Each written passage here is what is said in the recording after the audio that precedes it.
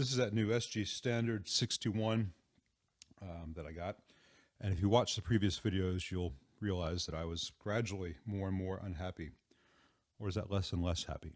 Anyway, wasn't digging the stock pickups that much, at least for my tastes and needs. The problem was two or threefold. Number one, SGs have the pickups closer to the bridge.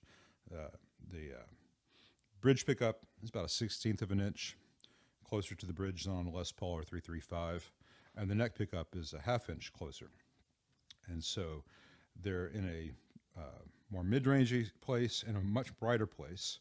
Second of all, the stock pickups had the adjustable coils wound hotter than the slug coil, which was a good thing in the neck, problematic in the bridge. And then the other issue was that they were wound the same. They were both 7.9K, and that's actually something that you would find in the old ones from the 50s and 60s. So there was not a neck pickup and a bridge pickup. Gibson just made a pickup. It was a humbucker, and it was random luck whether you got 7.5K, 7.5K, or 7.5K, 8.2K, or 9K and 7K. Because I was trying to tame the brightness of the bridge pickup, I took out the AlNiCo 5 and put in an AlNiCo 2 magnet, which did tame the high-end response, but gave the pickup less output, so I had to have this one really high and this one really low, and I was still not really able to get the balance I wanted or the response I wanted. It was still too bright. And so I looked at a bunch of options out there, off-the-shelf stuff from the usual suspects, DiMarzio, Seymour Duncan, looked at Fralin, looked at Lawler. I looked at Throwback, couldn't afford it. Great stuff. All these guys make good stuff. All the major companies make great stuff. I'm not aware of any company that makes something terrible. They'll just make things which aren't the pickups you're looking for. I digress. I went with a guy named Manlius Pickups, Mick Manlius, and he was great to work with. We exchanged several emails, and I talked about the issue. And he and I agreed that the best approach would be an overwound PAF style pickup with a lower output magnet. And so I used his Fat Dianes set as a starting point. His Fat Dianes set is about 8.6K with AlNiCo 4s. But I had him make these for me 8K, 8.6K with AlNiCo 2s. So there's more winds, which gives a more low end, a little less high end response, but a lower strength magnets. So there's not a ton of output. These are still hot pickups as far as PAFs go, but this is not gonna do docking. It won't really. It'll kind of get you into Van Halen 1. I can't get into Van Halen 1, but this pickup will get you just on the edge of that. You really need a different magnet for that 8.6K to get there. But you know, Jeff Beck's like 14K, the Seymour Duncan JB. So these are still on the mild side. 8K, 8.6K AlNiCo 2s. And I think they sound really nice. I'm still playing around with the balance and all, and I'll continue to do so and tweak it for a couple of days, maybe a week, until I get it just right with every amp that I use. But I'm starting off with this client 70s silver panel Vibrolux reverb, and here's the basic sound. If I can remember how to play.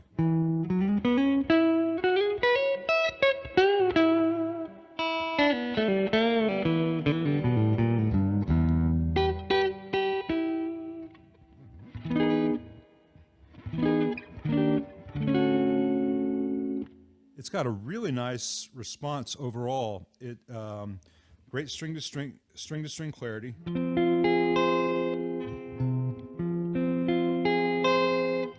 It still has nice high end. It, to my ears and taste, it has more fundamental than the stock neck pickup had.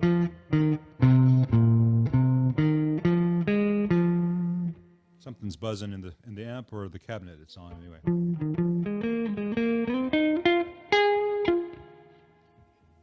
I really like the note separation.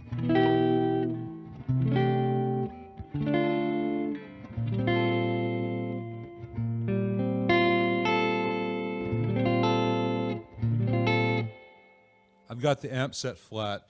If I were to turn the treble up a little bit, that would accentuate that upper clarity.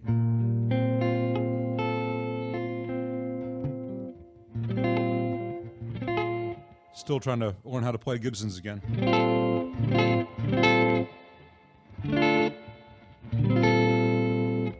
But that's a nice sound. Here's the bridge doing the same chord.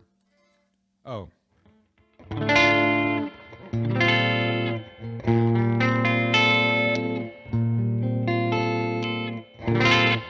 So as you can hear, it's still bright. It's still an SG.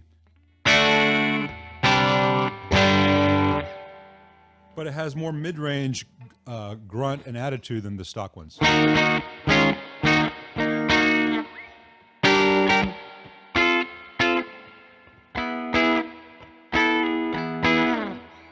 Which I really like.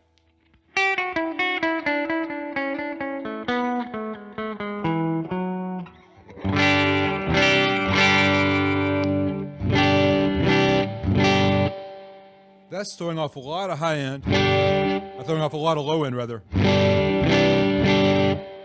And that's got a nice snarl. It'll clean up nice.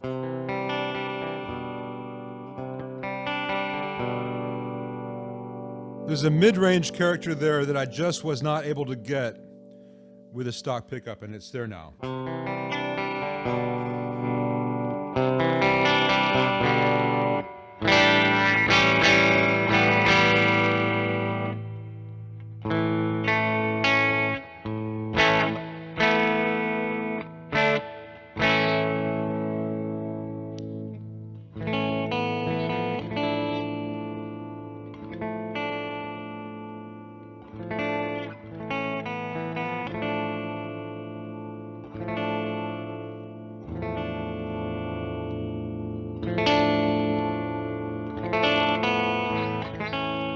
Still playing around with the balance a little bit.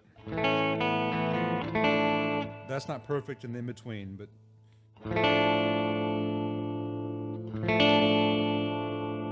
it's not far from it. And what I really like about this guitar with this bridge pickup is for the clean stuff, it still does that telly on steroids kind of thing.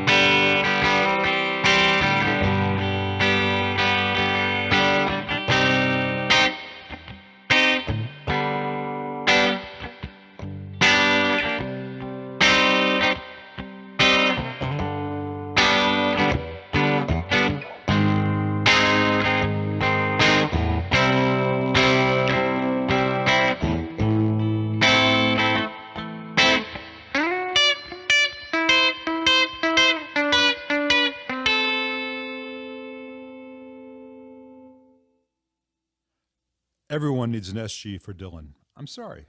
It's just a fact. Anyway, here's the Marshall stuff.